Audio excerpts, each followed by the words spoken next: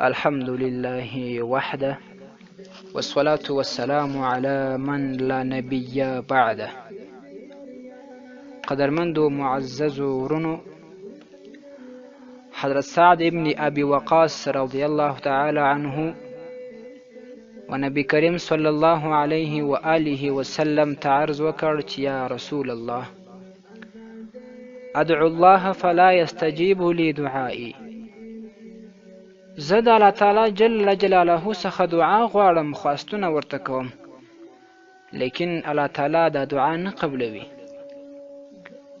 جناب رسول اکرم سید ولد آدم صلی الله علیه و آله وسلم ورته فرمای چې یا سعد، اجتنب الحرام فإن كل بطن دخل فيه لقمة من حرام لا يستجاب دعاؤه 40 يوما.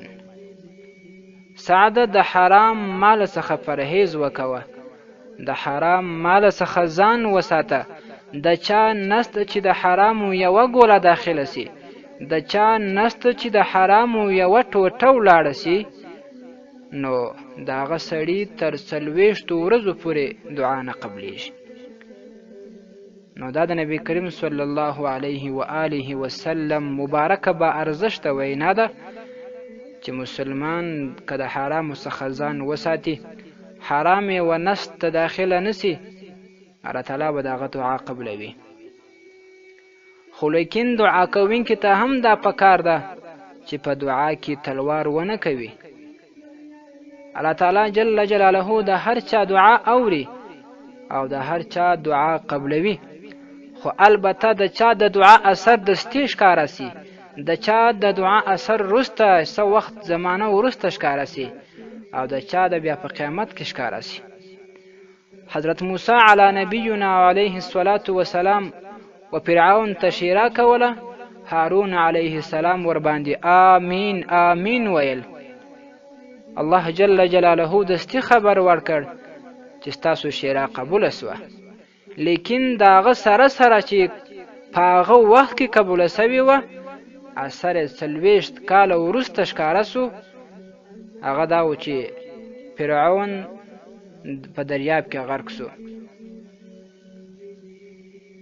په هغه ګړي دعا قبوله سوې وه، خو اثر 40 کاله وروسته ښکاره سو.